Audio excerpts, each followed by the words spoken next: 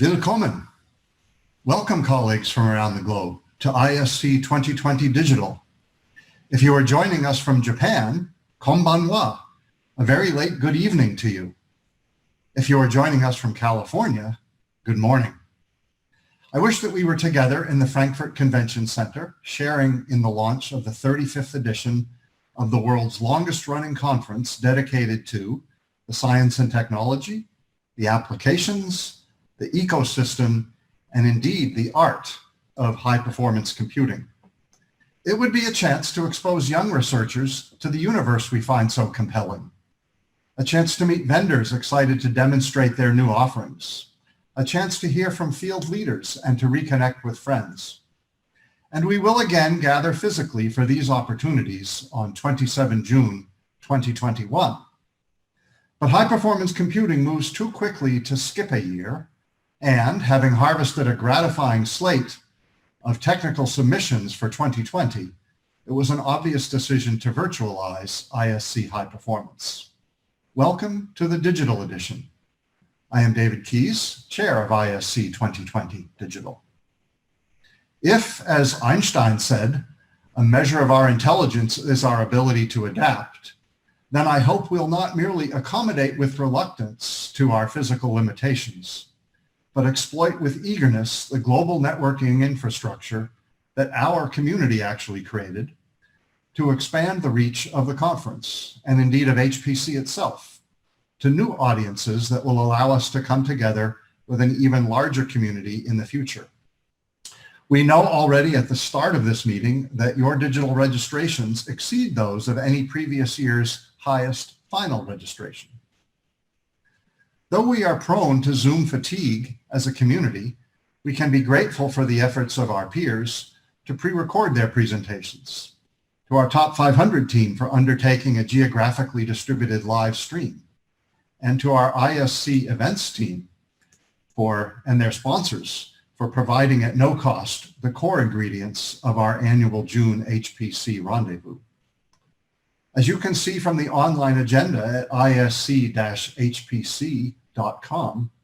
we have a variety of treats prepared, including the global re-ranking of supercomputers presented by the top 500 team of Eric Strohmeyer, Horst Simon, and Jack Dongera, and including an award to the new #1 global system. This much anticipated event will immediately follow me in the live stream. Then we will move to a special session on HPC addressing COVID-19 and public health, presented by 3 continental spokespersons for the great mobilization of HPC in response to the pandemic that is keeping us apart today. Satoshi Matsuoka of RIKEN, Peter Coveney of UCL, and Rick Stevens of Argonne. We also have vendor presentations, including a special update from Intel, a pre-recorded version of the exhibitor forum, the PhD forum poster presentations, a full program of peer-reviewed research papers and posters, a limited program of the annual HPC in Asia review, and year-in review summaries from the focus session leaders in system architecture from Masaki Kondo, applications and algorithms from Hans Bungartz, emerging technologies from Karen Bergman, parallel programming and performance modeling from Sunita Chandrasekaran, and machine learning from Torsten Höfler. We have 2 pre-recorded keynotes in our 2020 digital program. One by Christel Michielsen on quantum classical hybrid computing models, and the annual HPC Achievement and Impact Review by Thomas Sterling. Nor will we miss a year in celebrating the special achievements of our community of researchers. We hereby officially announce the 2020 Hans Moyer Award finalists and the 2020 Gauss Center for Supercomputing awardee. These are drawn in a double-blind manner from all of the technical papers submitted to the Volunteer Paper Committee, ably chaired this year by Sadeh Sadayapan of the University of Utah. The award papers will be presented among the 27 pre-recorded research talks released online tomorrow. They and all selected papers will appear in the traditional Springer Lecture Notes in Computer Science proceedings. Having done Sade's job 2 years ago, I can tell you that it is very difficult to select such award papers from the highly competitive mix. The Moyer Award has been introduced in the memory of the late Dr. Hans-Werner Moyer, originator and general chair of the ISC conference from 1986 through 2014, and a co-founder of the Top 500 project. It is intended to recognize the overall best paper of the conference. This year, we award certificates to 2 finalists: Load Balancing Parallel Relational Algebra, authored by 2 assistant professors from the University of Alabama in Birmingham, Siddharth Kumar and Thomas Gilray, and Time Series Mining at Petascale Performance, authored by 5 students and faculty at the Technical University of Munich: Amir Raufi, Roman Karlstetter, Dai Yang, Karsten Trinitas, and Martin Schulz. Congratulations. The Gauss Center for Supercomputing is an alliance of Germany's 3 national supercomputing centers: the High Performance Computing Center in Stuttgart, HLRS, the Jülich Supercomputing Center, and the Leibniz Supercomputing Center in Munich.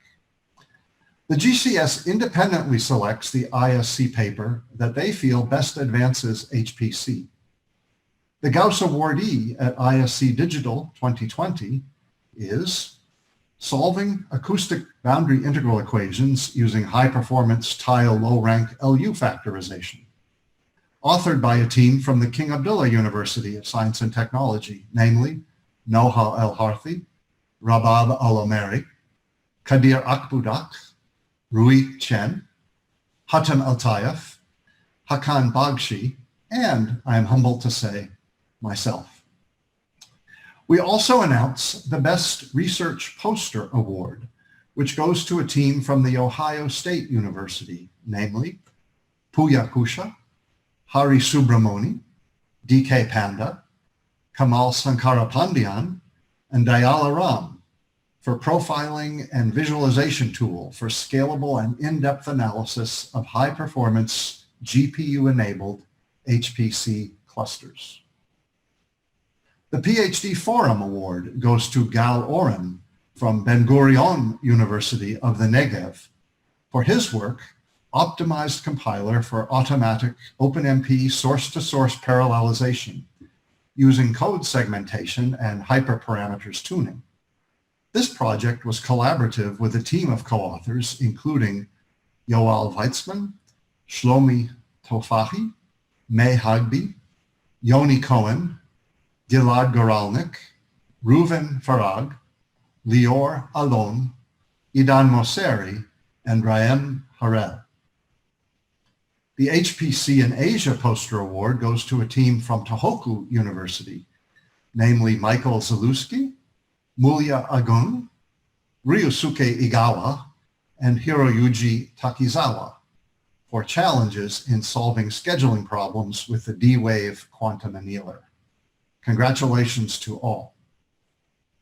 A favorite high adrenaline event at any in-person ISC is the Student Cluster Competition.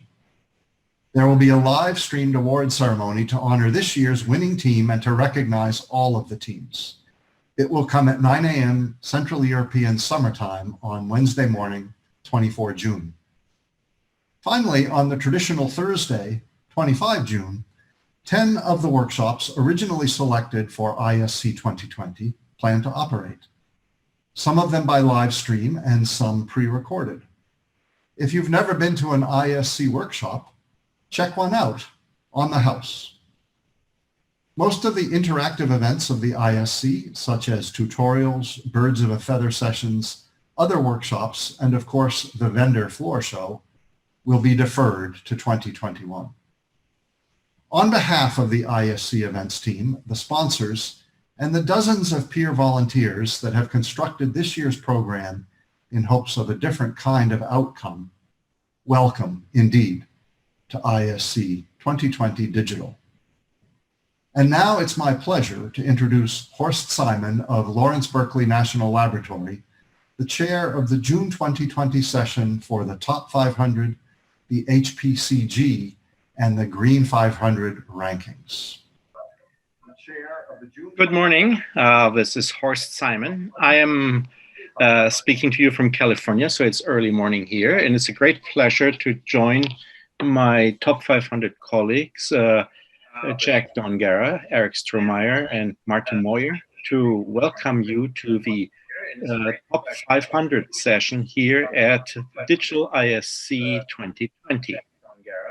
This is the 55th list, and it's, of course, a remarkable accomplishment to have 55 lists going. And so even COVID-19 will not slow us down. And so I'm very happy to tell everybody who is anxiously waiting about the results that the list is alive and well, and we will move forward in the same way as 54 times before.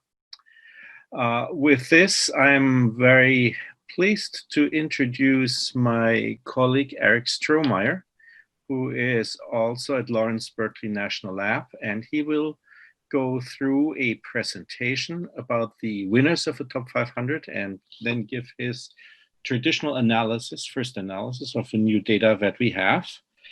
And I would like to invite all of you to submit questions that you might have at the bottom of the stream on YouTube. Jack will collect the questions and then post them to us here at the panel at the end of the session. With this, welcome Eric, and let us hear about top 500 number 55. Thank you, Horst. Welcome to everybody and good morning from California. It is my pleasure to give some of the highlights about the new top 500 list, which we're publishing today, just during this session, at the end of the session. And even under this current circumstances, everybody here would very much like to be in Frankfurt instead, but so are the times. So with that, I switch to my slides.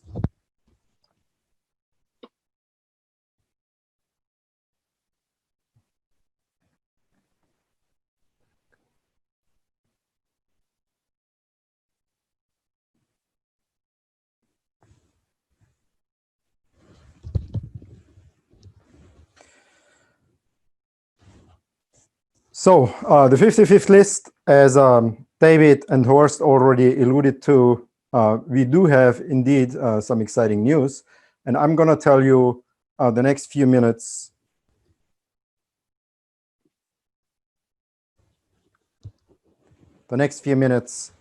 about the new top systems in the list, as well as some other things.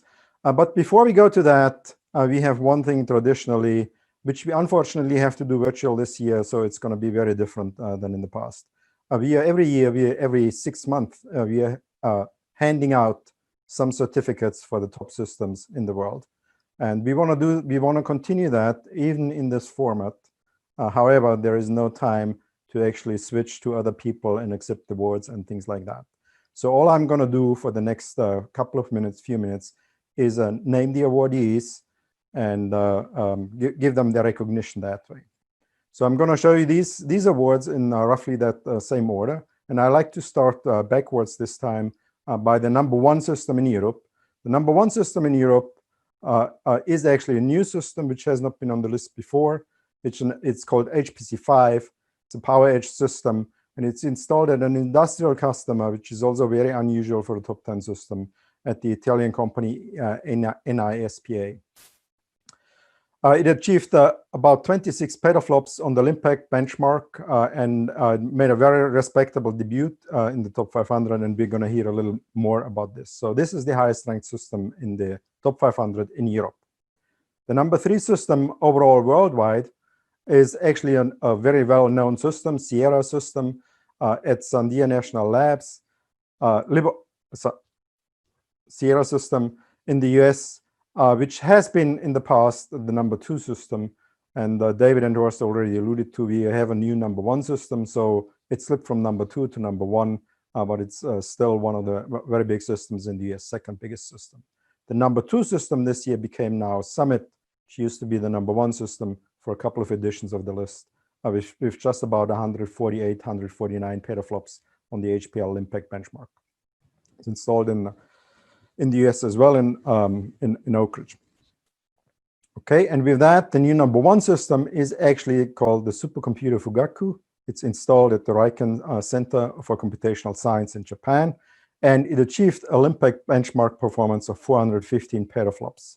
That is almost 2.8 times faster than the old #1 Summit, so it's a healthy increase over the previous state of the art. And it's an exciting new system with respect to a couple of parameters and a couple of innovations it actually introduces into the market and it represents. That's why we asked Satoshi Matsuoka, the director of Riken, to give a little in-depth presentation about the Fugaku system right after my presentation. I borrowed some of his slides just to give you a little teaser. That's the visual of the system. It's not only impressive in its parameters or in its side, but also the visual is quite appealing, at least to in my opinion. Highlights from the architectures: it actually uses an ARM core node developed by Fujitsu, which is one of the first ARM systems on the list, not the first one. We have 4 ARM systems on the list right now. The processor has 48 cores. The system does not use accelerators like GPUs. Instead, the cores themselves have vector units, very wide vector units attached to the SV512, 2 of them per core, and that allows Fugaku to achieve a quite substantial peak performance. For application performance, just as important are the other 2 innovations, the other 2 new features, which is, of course, the hybrid memory cube memory attached to each of the cores, to each of the processors, I must say. And the second thing is the new iteration of the TOFU network, the TOFU-D network, which provides tight integration between all the nodes in the system.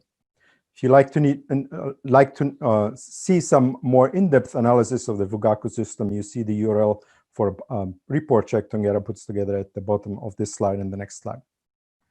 So the system itself has about 158,000 nodes, and if you do the math and multiply everything out, you end up with a peak performance in 64-bit double precision of about 537 petaflops. That's quite impressive, and with 415 petaflops, Fugaku achieved a very high percentage of those peak petaflops actually on the Olympic benchmark. Now, Fugaku is very much geared towards future applications, just as current applications and future applications, data-intensive applications, machine learning applications, and AI. And towards that end, the vector units are constructed in a way that you can run them with half precision at double speed, with quarter precision at quadruple speed, and with an 8th precision 8-bit integer operations at 8 times the speed of 64-bit floating point operations. With that, Fugaku can actually achieve over an exaflop on the reduced precision, and it actually has done so, as I'm going to tell you in a second. The overall memory bandwidth is very substantial thanks to the hybrid memory cubes, and is unusually high for these days at about 0.4 bytes per floating point, double precision floating point operation.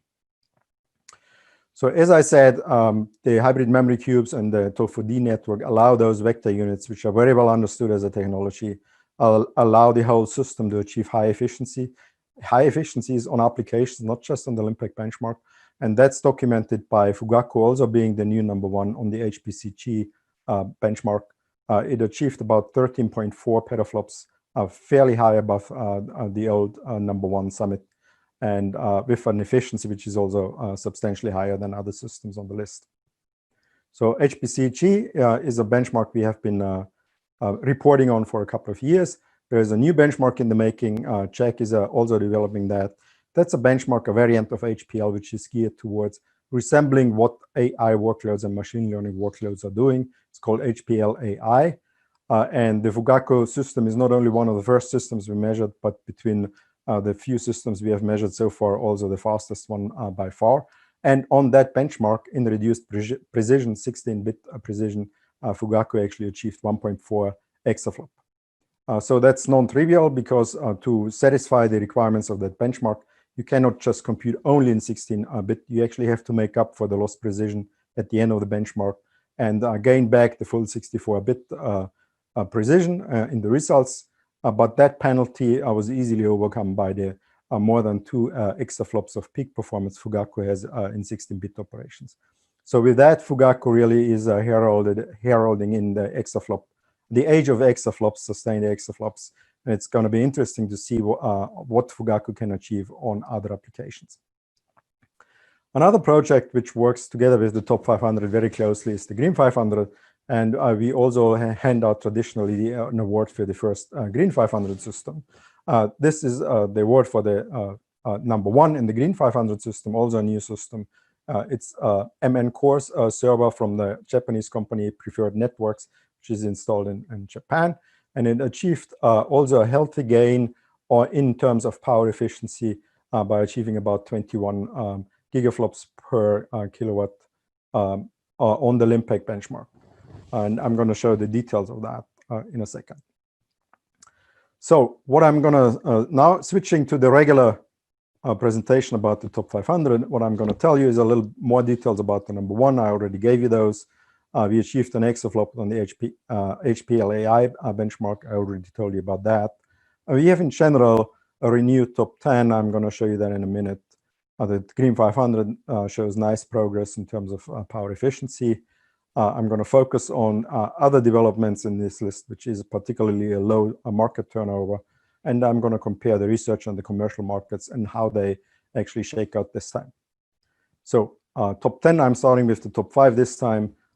In yellow, you see the new list, the new systems on that list, while in white, these are systems which have been on the list at least 6 months ago, in some cases for a couple of years. And you see Fugaku is the #1 system. It's about 2.8 times faster than the #2 system. It also has about 2 times 8 the power consumption in the last column, the power consumption of the previous system, previous #1 system, Summit, which overall makes its power efficiency actually about the same between the first 2 systems, Fugaku and Summit. So Japan, a Japanese system built in Japan and installed in Japan, is now again the #1 system. It's the 6th Japanese system in the 27 years of the list, which has made the #1 position, followed by 2 systems in the US, which have been #1 and #2 for a couple of editions of the list, and then followed by 2 systems built and manufactured and installed in China, and Chinese systems, which also have been #1. So the list of the 5 systems is actually all #1 systems. Now, for the full top 10, I told you there is actually more news, and indeed there are 3 more new systems, positions 5, 6, and 9 on the top 500. The position 6 is the Dell system installed in any SPA, which I already mentioned because it's the fastest system in Europe. It's the first system in Italy. And curiously enough, we actually have a second system from Italy in the top 10 at position #9, which is the Marconi 100 system, which is an IBM-built system.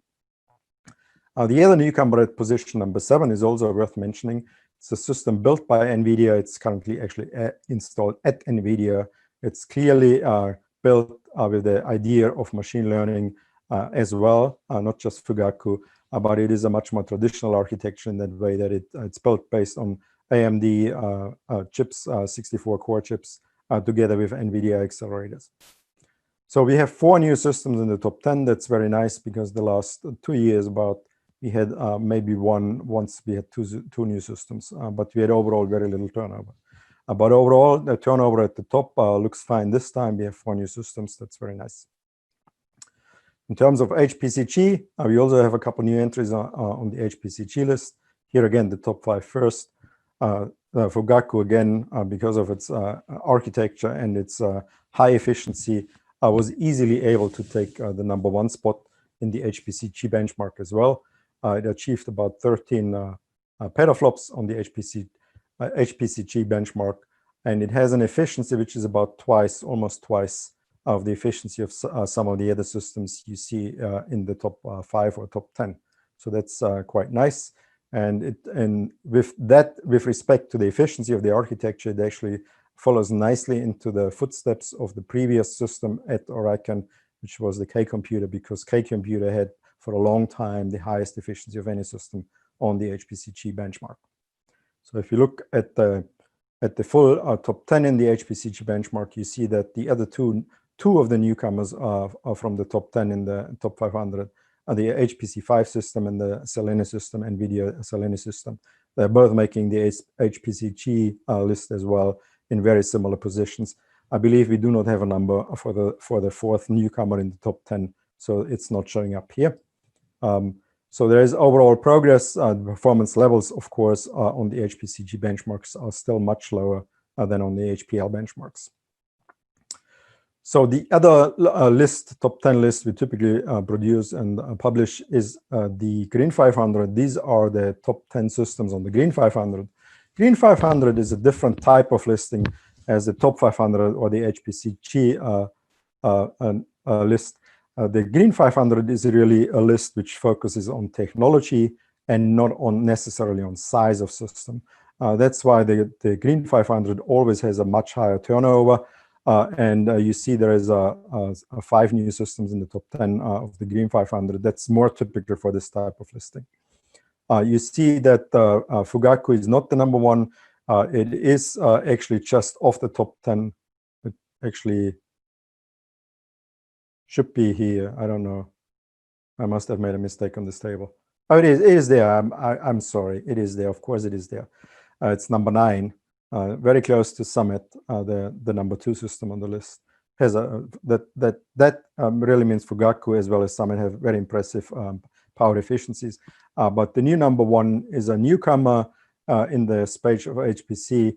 It's a system built by Preferred Network in Japan, and it's using a Xeon chip as main CPU, but using its own MN core accelerator for acceleration of the computations. Most of the systems in the top 10 of the Green 500 are typically accelerated with GPUs, the 2 exceptions being the 2 systems from Fujitsu, Fugaku and its prototype at Fujitsu, which do not use external accelerators, so they are different in that respect. Otherwise, all the systems in the top 10 of the Green 500 use accelerators at this point. The step up from Zelen and the MN3 system in terms of efficiency is nice, about 10% over the old number 1, but we just above 20 gigaflops per watt now. So that's good news. And otherwise, you see a lot of top 10 systems from the top 10 of the top 500 on the Green 500, on the top 10 of the Green 500. That's a very nice result too. It's not only small systems which show up here, but very big ones too. And that's an observation we have made for many years, is that the HPC community likes to innovate from the top. So a very large system often are the first ones to receive new technology. And that continues to be the case. Looking at the history of the Green 500, you see the different architectures and how they have improved their efficiency over time, with the MN core system not now just being ahead of the Fujitsu ARM-based systems like Fugaku.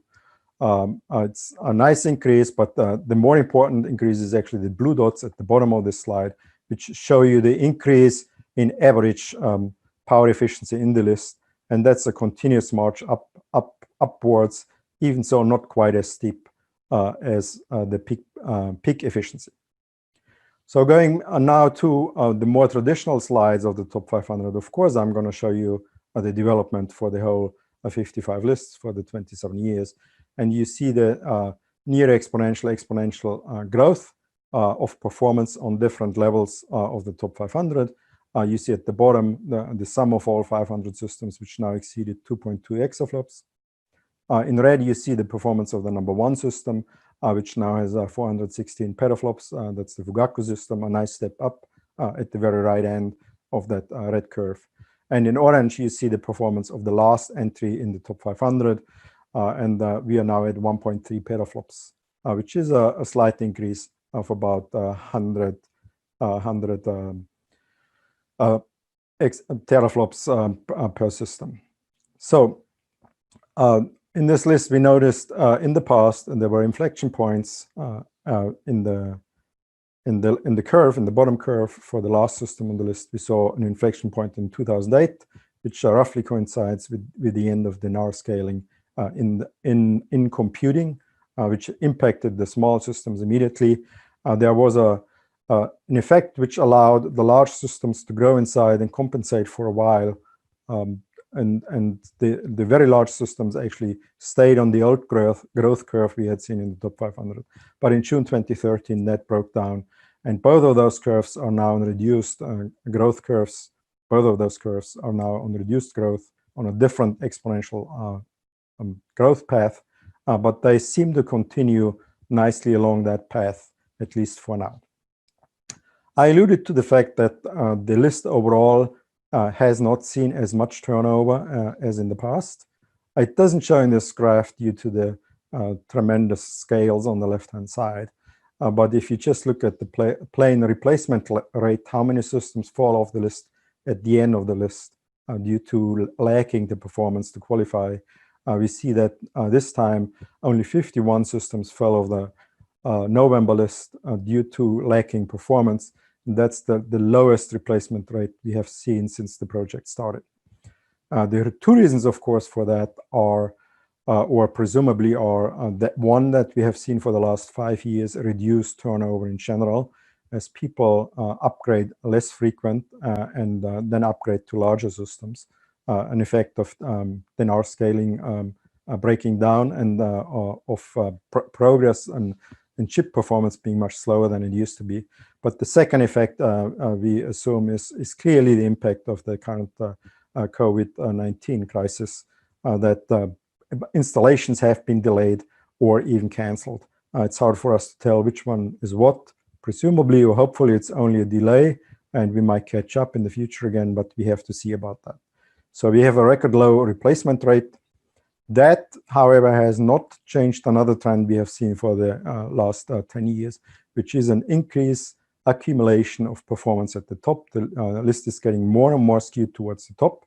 Here you see 5 lines, which is the percentage of the first 5 systems, which they contribute to the overall sum of all 500 systems. And in blue, you see the percentage the first system contributes to the list. And with Fugaku contributes just over 18, almost 18.5% of performance of the whole list. With Fugaku, we have actually a new record in terms of size of the #1 system relative to the average of all 500s. But the #2 and so on system are actually fairly large too. And in the past, sometimes the percentage they represent sometimes was only achieved by the #1 system. So being curious of the peaks, about I actually labeled them for once.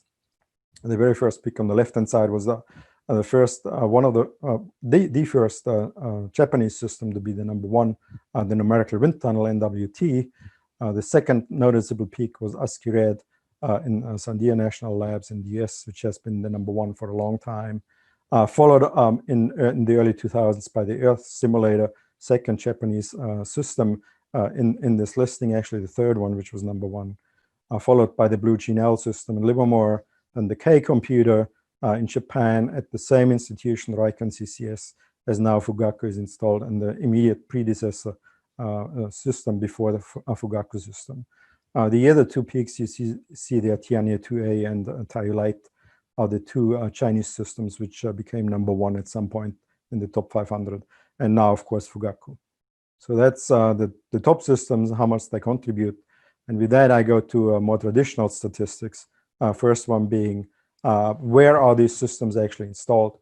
We have seen a trend going on there for the last 5 to 10 years, that more and more systems have been installed in China, made a dramatic increase around 2015, and now the situation has somewhat stabilized, with China clearly being the country which has installed most of the systems in the top 500, followed by the United States and the European countries and Japan.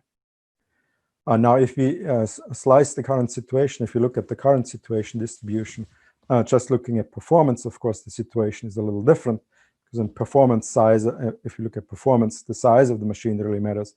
We see that the United States is actually still ahead of China in terms of installed performance, but Japan made a big jump up thanks to the Fugaku system, followed by the European countries again. So Japan almost caught up with China. We have to see how that develops in the future.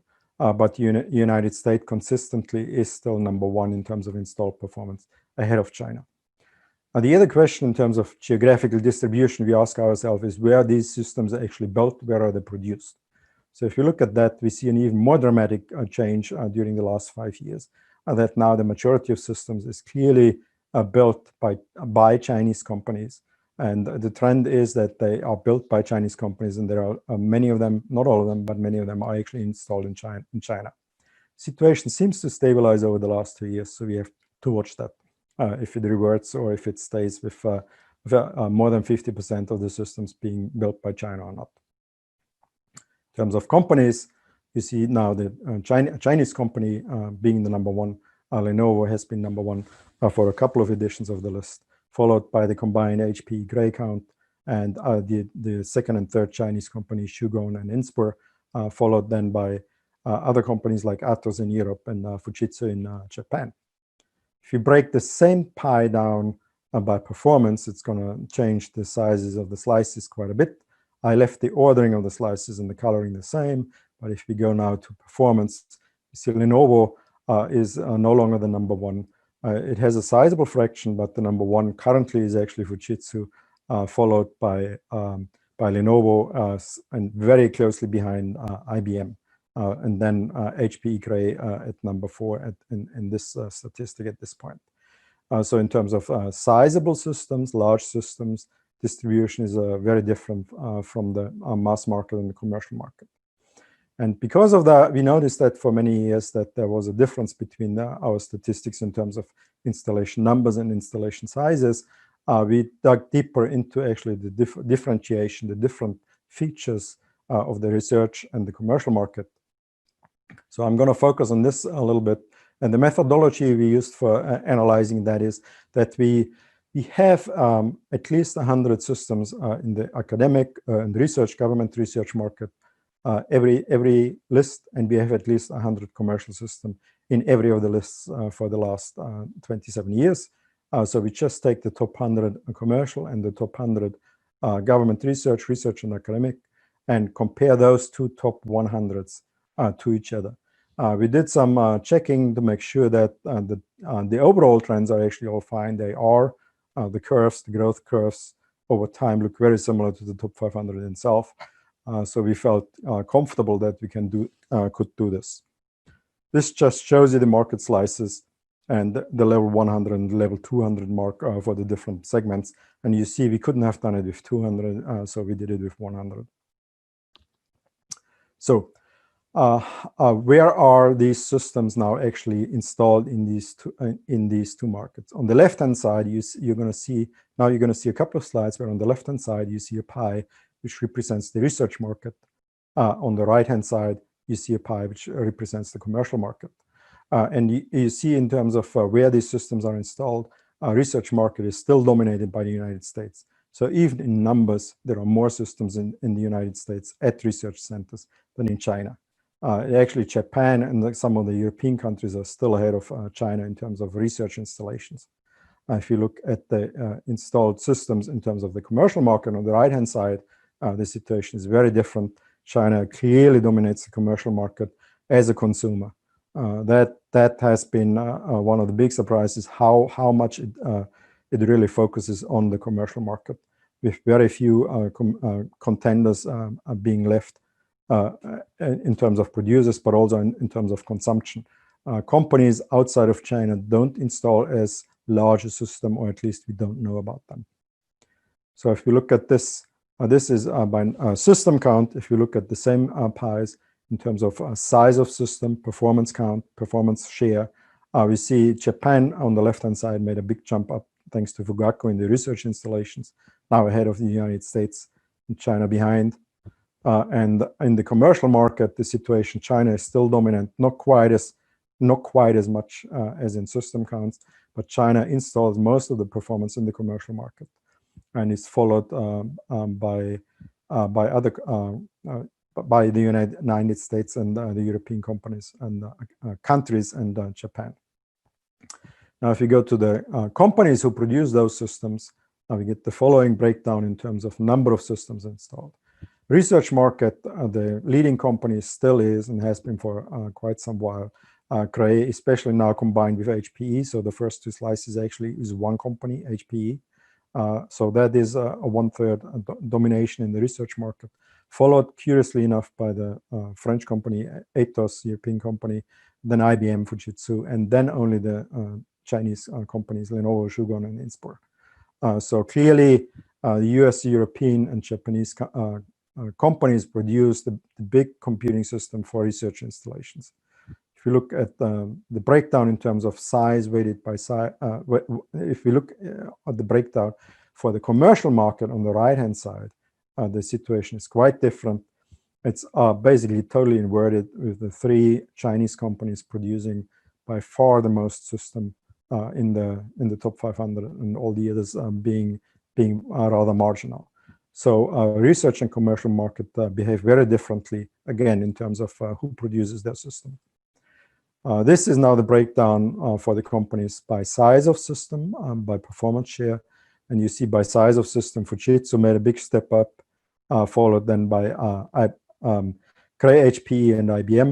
While on the right-hand side, if you look in the commercial market, the number of systems installed by the Chinese companies is large enough to even give them an edge up in that market, clearly an edge up in that market.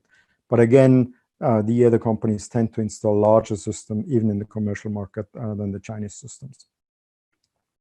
Looking at base technologies, you see the system share here in terms of what systems are using. Intel means it's using an Intel chip as main and only processor, while Intel slash NVIDIA means the system is using an Intel as main processor, but is using a GPU from NVIDIA as an accelerator. So you see both markets are actually dominated by systems without accelerators. Even the research market, that was a surprise for us, followed by systems with various types of accelerators. Clearly, Intel-NVIDIA combination being much more dominant, while the research is on the right-hand side, while on the left-hand side, the research installations, they have a more varied approach to architectures. They are more willing to try out different things.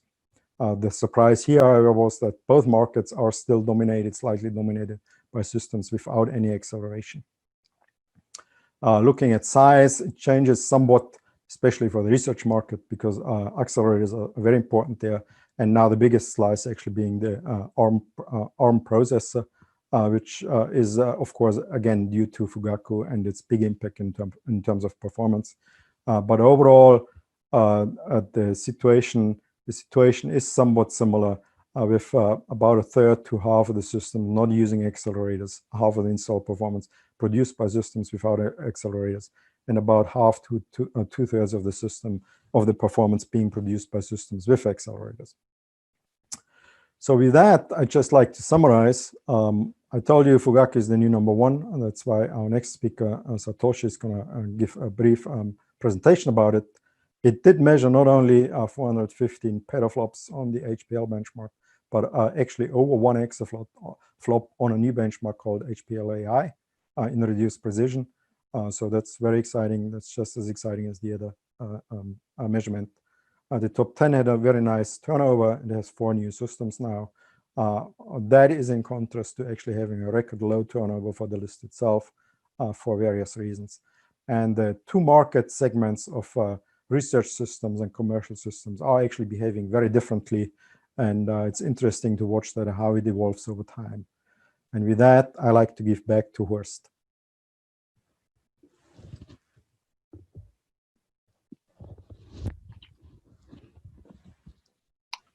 Thank you, Eric.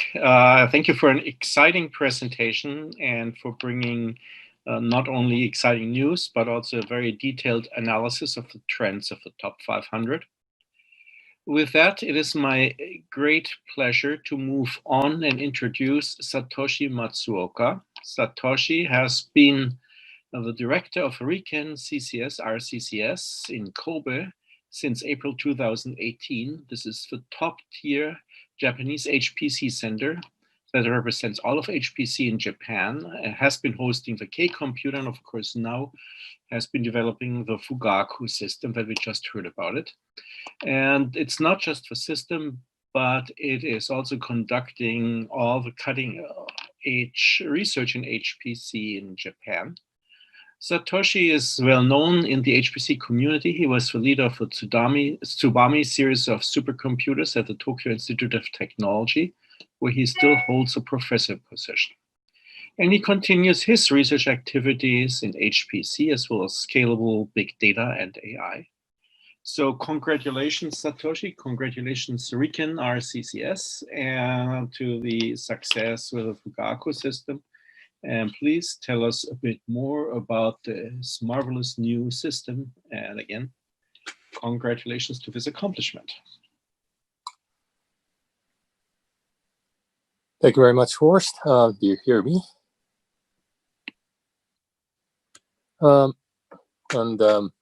Firstly, I'd like to say we're very honored. I would like to firstly thank the top 500 organizers for giving us all the awards, all the efforts over the years. I'd like to also, of course, express my thanks to the team at Riken and also our close partner, Fujitsu, with whom we've been developing the machine for the last actually 10 years. And also the ministry, MEXTI, who sponsored us over the years for this enormous project. And of course, the Japanese taxpayers and the HPC community, who basically have supported us in various ways, including their valuable tax money.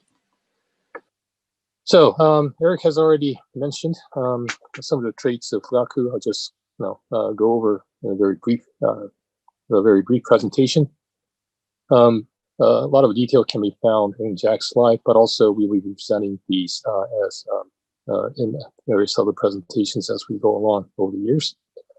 So Fugaku has been in the works, like I said, for the past 10 years, in fact. The first inception of the machine was back in 2010, and that was even before the predecessor, the K computer, had been commissioned in production. And even before my current center, R-CCS and the predecessor center, ISC, had been built. So it's a very long project. And after various years of preparatory studies, identifying the application needs of the new machine, our intention was never to build a machine that only be good for benchmarks, but really had studied many applications, and we took towards what would be the exascale machine, era machine, that will cater to these very large speedups necessitated by the science.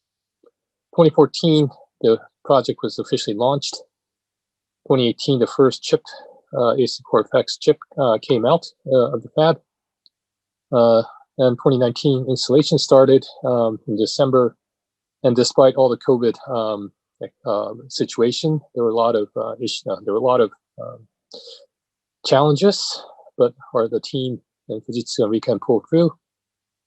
Installation, all the shipments were done on May 13th, and we're here today. And it's been announced that Fugaku is the new #1 system.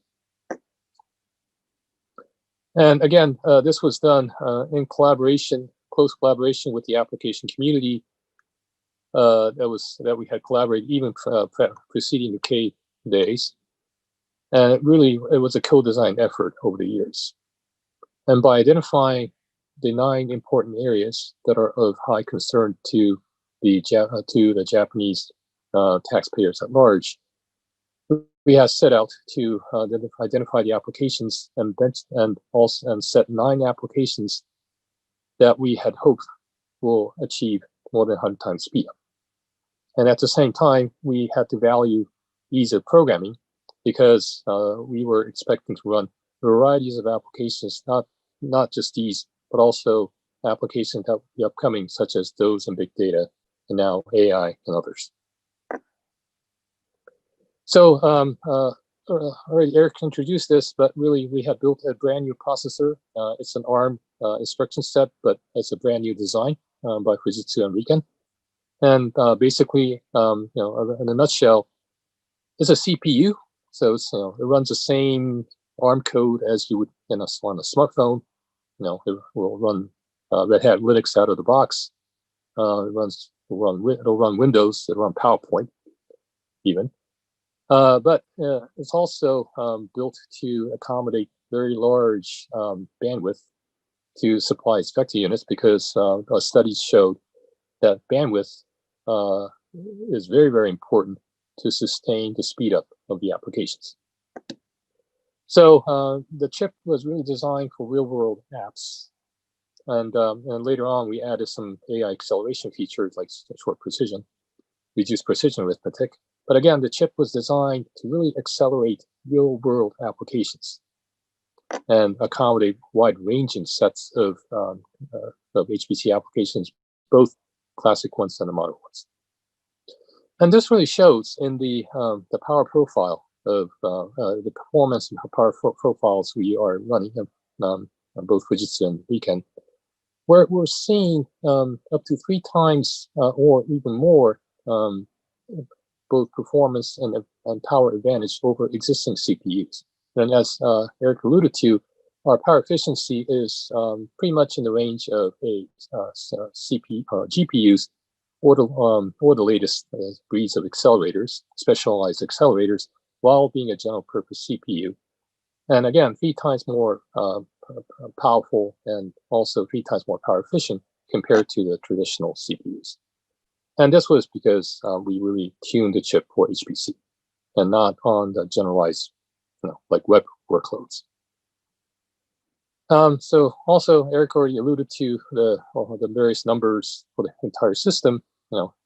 First to achieve very large flops, exaops, and as a CPU machine, and very, very high bandwidth, more than 163 petabytes per second memory bandwidth. And in some operations, this machine is 3 orders of magnitude faster than K. But to put this in context compared to normal IT infrastructures, a single Fugaku is about 20 million smartphones, which runs the same code. So think of Fugaku as putting 20 million smartphones in a single room, or equivalently 300,000 servers in a single room, standard servers. And these, by coincidence, are about the same number as the annual shipment of respective units in Japan. So if you had 2 Fugakus, basically, you can pretty much fulfill the so-called edge-to-cloud and compute requirements of the entire country of Japan. And that's the magnitude of the machine we have built. And for the benchmarks, again, it's been introduced, and we had achieved quite a good speed up and include other benchmark like I500. We haven't measured IO500 yet, but we're seeing consistent multi-factor speed up over previous number 2 machines. So I think we're contributing to healthy speed up of the overall technological advance of the community. And moreover, we haven't really, this is about 70 to 80% of Fugaku's capabilities. So in the future, we may improve the performance of the system. Finally, benchmarks only represent the, benchmarks only represent the facets of the system. The real importance is the real applications. And one of the things we have done is deploy Fugaku almost a year ahead of its scheduled general production to combat COVID-19. And we have two lines of applications. One is medical pharma, where we're studying the power of Fugaku, allowing the study of viruses and the drugs that will be effective. And there we're already seeing 100 times speed up over K compared to what has been achieved on K on this COVID-19 analysis. But also what's been receiving lots of attention is the societal, or epidemiological applications, including simulations of droplets, aerosol, and also how the viruses, the infections may spread, and how things like contact tracing applications may be effective. The latter is also achieving tremendous attention, and it's been on TV, all over TV last week, and it's really helping to mitigate the virus infections at macro scale. And we hope to collaborate with other countries in the world and regions of the world to fight this crisis that's facing humankind. Again, I thank the organizers, everyone, and hopefully we can help to contribute to the advance of HPC and solve societal problems such as ones in COVID-19. Thank you. Thank you, Satoshi. And congratulations again on accomplishing this remarkable milestone of half an exaflop of almost HPL performance and exaflop on AI performance. We are going to move on to some questions, and I have received some questions from the audience. And I would like to ask something to you, Satoshi, directly. And one question is here: can the Fugaku system be upgraded to a 64-bit peak of 1 exaflop? Well, of course, if we have the money, obviously anything is possible. But what we have done really is not, again, not to shoot for peak performance. That is to say, our design metric was basically to accelerate existing Hay applications by 2 orders of magnitude. And in some sense, the excellence in the very benchmark, not just the LIMPAC top 500, but just across the board, HPCG, HPLAI, Graph 500, and so forth, basically is a result of our efforts to accelerate the applications. So the outcome is applications driving the benchmarks and not the other way around. So, so we're very satisfied with the result.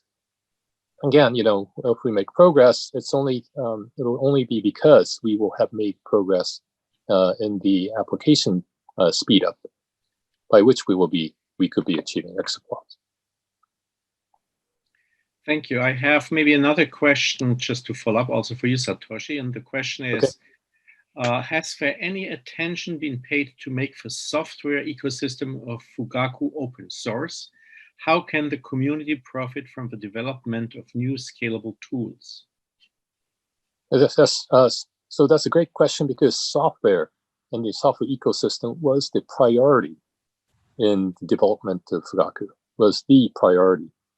And that's why we went to the ARM ecosystem from the Spark, which was the K's ecosystem, and that was not very, I would say, proliferating. So firstly, we made a decision to go with ARM, and this has led to a variety of collaborations with various institutions worldwide, and also with ARM company and so forth, with DOE, with the European institutions, and so forth. And also, by the course of this collaboration, we are all these tools simply run out of the box. For example, the Red Hat Linux, which is an open source operating system, with CentOS, it just basically runs out of the box. And we have collaborative efforts with Livermore on SPAC. So we're helping the Livermore folks basically adapt the SPAC package manager to the ARM ecosystem, and this is also collaborating with other parties like Syndia, and also some of the European institutions. And a lot of those, majority of those software open source, and they simply run, and it's very easy to tune them to the new system. Yes, so again, software is the key. That's the heart of a computing system, and we're making every effort to enrich the ARM ecosystem so that it'll be one of the dominant systems in the HPC community. Okay, thank you, Satoshi. There are many more questions on Fugaku, but I'd like to put one question to Jack and then one to Eric. So the one for Jack is, do you expect to have a significant increase of non-x86 systems in the future of the top 500? Okay, let's see if I can answer that. Looking at Eric's slides, it appears that Intel, the x86 architecture, is found in about 95% of the machines today. Some of those machines have accelerators, and some of those accelerators are from NVIDIA, but 95% today of the top 500 machines use Intel. And that has been going on for a number of years, roughly around that number, 95 or a little bit higher, in fact. I would expect in the future that number to drift down a little bit as we see more machines appear with ARM being the base architecture. But Intel currently has that I'll call stranglehold on high performance computing with over 95% of the machines. Eric, do you want to add anything to that? So in the past, there were other companies producing main processors, such as IBM with the power architecture, which is still there. AMD, of course, is producing x86 compatible ones. ARM is coming in with Fujitsu starting to sell ARM-based systems, and in the US, we have an ARM-based system at Sandia. So there is a nice innovation. But as we are approaching the end of Moore's law, as a naked performance growth is slowing down the pace of it. The innovation in architectures, being on the chip level or being on the system level, is becoming more and more important. And with that, we have been expecting to see an increasing number of variety of architectures in the top 500 in the market. And it's refreshing to see that actually happens. There is a lot of companies out there trying to build new chips, or designing new chips. And we have to see how many of those are going to be in the top 500, are going to measure the HPL or the HPL AI benchmark. So I think we're going to see a large variety, but I also think that, especially for the commercial market, the x86 architecture is going to be by far the dominant one for quite some time. Okay, thank you, Jack and Eric. So I have the very last question for you, Eric, and the question is, will there be an ISC award to celebrate your retirement? I don't know about this. The real question is, so congratulations on your retirement, but will you still be involved with the top 500? So yes. Yes, I am retiring from working at Lawrence Berkeley National Labs. I'm going to stay an affiliate to the lab. I will certainly continue the top 500. And the whole point of retiring for me is not to disappear. The whole point of retiring for me is that I'm now going to have a lot more time for my fun projects, top 500 being the foremost of those. So I'm going to be very much around. And thank you, Eric. So we're looking forward to see you, hopefully also in person, at future SC and ISC conferences for top 500 sessions and birds of a feather. And with that, thank you for your many years of contributing to the top 500. I'll turn back to David Keyes. Thank you, Erich, Horst, Jack, and Satoshi, for updating us with the 55th top 500 list. Now, except for the Student Cluster Competition award ceremony and some workshops being live streamed, the rest of ISC 2020 is available by pre-recorded talks according to the program listing and clickable resources at 2020.isc-program.com under the main website. Each day's program, tomorrow through Thursday, will be opened up at 4 p.m. Central European Summer Time. Available starting now are COVID-19 and HPC, the Intel HPC Special, the Vendor Showdown, and the PhD Forum Poster Blitzes. There are no time conflicts. You may access them in any order. Enjoy your complimentary ISC 2020 digital.